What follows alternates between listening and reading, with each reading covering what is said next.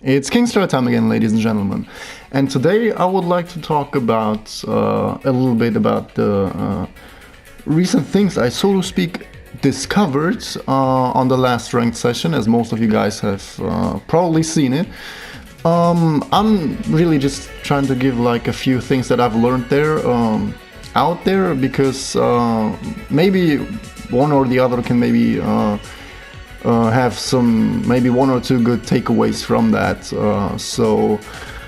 The last session of all was, I mean, in general, like every other session, but I noticed, I struggled as usual, I think, but I also noticed something, because I was really like, I can nearly say once again, I was really so damn close to quit on this shit. But that was probably like the second time where it got to such an intense level, and I never had this taste of quitting like that before, and I was thinking why it is now all of a sudden so intense. And I learned a few things from that, and that's like I say, maybe one or two guys can have a small takeaway from these lessons as well. But I would just like to share that, as it is, of course, part of my development. I don't even know how we're going to title the video, so I have no idea how this will go, but you know, there are a few things I would like to share right now. So the first thing I thought of why it is now on such an intense level is because I noticed in order to reach my goal, I'm good enough. Like my performance is there, I'm a good enough player for that now, and that is where the problem were.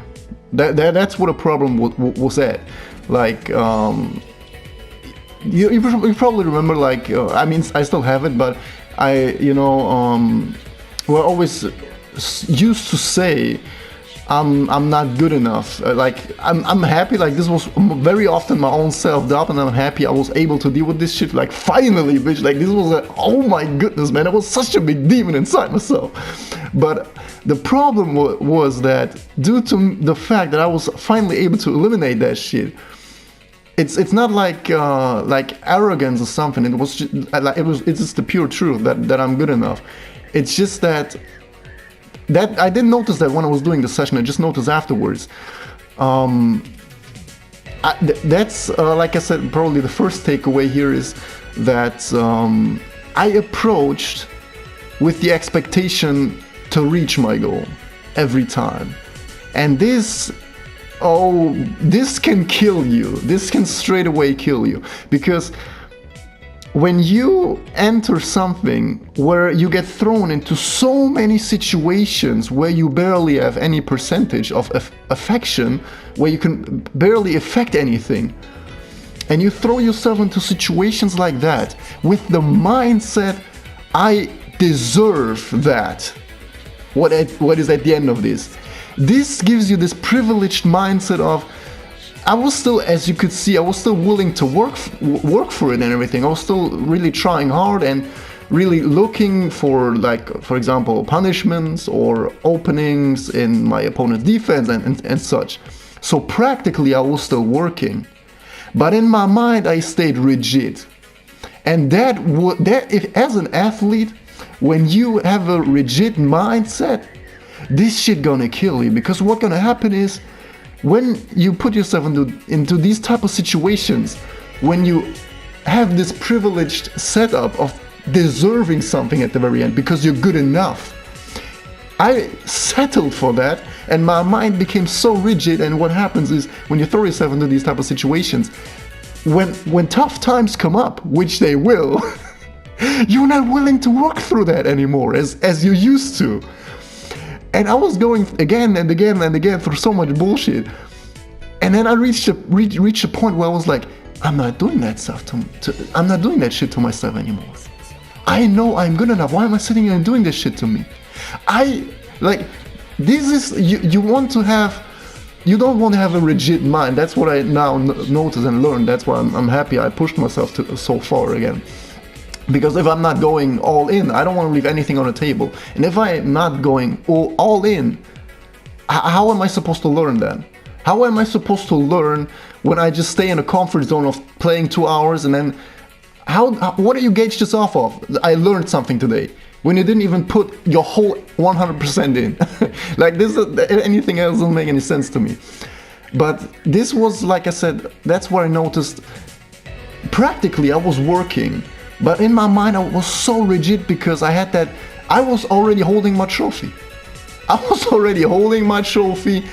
And yeah, like I said, I hit that point where I was like, I'm not going to do this anymore to myself. Like I said, I became so privileged. And like I said, as an athlete, man, if your mind gets rigid, you killed yourself. And I noticed that. And I already had this, like I said, I was holding my trophy. I had this I arrived mentality. And I noticed, bro, I'd rather have this dog mentality working and going through all types of shit for the rest of my life as to have this I arrived bullshit mentality of I'm finally there for 1 hour. Bro, I'm so happy I learned this, that because you want to have both parts. You want to have them dynamic. You want to have, because this way you are able to change with the ever changing. If you're practically working and flowing, so to speak, and if your mind is also set up to the same direction, because if it's not, sooner or later you will hit that break point where you say to yourself, why am I supposed to do that? And this is, to me, when I ended this session, like I said, and then I broke it down, that was something where I was sitting there and was like, God, man, you're this close on finishing your journey, and you want to end it with this type of mindset. I was like, you are meant to reach your highest peak at this form, and to transform yourself into a privileged bastard. Like, how the fuck do you want to set anything for that? Like, this was as if you would go backwards in the very, very end. This would make no sense to me. And I'm so happy that I realized this. Because if you want to change something, like I said, you always want to have both parts. And I was then again already thinking about a next strategy of a new approach or something, so that my mind loses this rigid shit. And the thing what you want to do is, sure, you can think that way, but it always helps to take actions in order to change something in your behavior. You always want to act. You want to, set actions. And with that being said, I set up some actions, and I am really, I'm so disgusted in myself that I really developed this is what really got me, like, to the very end. You overcame so much, and to the very end, you turn back to you turn into something completely wrong. And like I said, I rather have this dog mentality where I fight through the fucking mud the rest of my life as to have this I arrived, give me my trophy shit for 1 hour. And I made sure by the actions I did that I will never forget this lesson, and I will make sure that I will continue to progress and not settle for any type of thing, because if you settle as an athlete, you just died. There is no forward momentum anymore. And I made sure that I will never forget this, or that I now took actions towards the fact that I want to really not get caught up in this shit again. So I created this. Your mind is not deceiving you. That's not some pro level edits. This is legit first dan. I purposely demoted myself back to scratch so that I can revamp the whole journey from the beginning to the end with a proper mindset and attitude and goal, of course, not turning it to the very end into something wrong. The whole journey should have a progression should be in this whole journey. And I was thinking, what action can you do to really for yourself to learn it?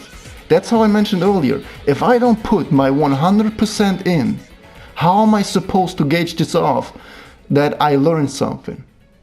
If I play 60% all the time, let's say I play for 4 hours and 60%, and then I want to break down the session, how am I supposed to say I learned something if I left so much on the table? I left 40% on the table. How am I supposed to say, okay, that now I can learn from? You cannot learn from half your effort. So I'm gonna put my 100% in. I'm gonna run this shit back. I don't care, because this is, like I said, this is what I want to. It's like, for me as a Tekken player, this was an action I had to take. Like I said, I have to put 100% in order to learn. And that's what I did with this. And it's, like I said, it's no edit, no nothing, man. Trust me, this is the result of, trust me, I'm not lying, 8.5 hours of getting progressively demoted from Fujin on. 8.5 hours. And by now, I can already straight tell you guys, when I think about now going with this work mentality, this dark mentality, going back in, I can already tell this was probably, for me as a Tekken player, the best decision I've done. We're gonna run this shit back all the way from scratch, because that's where you started to grow at the very start. And I want to go back there, and I'm gonna work it all the way back up again. So these were the couple lessons I wanted to share.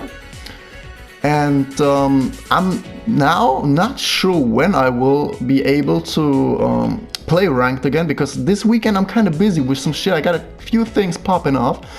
But I think it's definitely clear that I think most of you don't want to miss the next. There's someone on my door, by the way. Want to miss the next session, because we definitely, yeah, have some work to do. So make sure you guys gonna stay healthy, and I hope I can see you the next time again.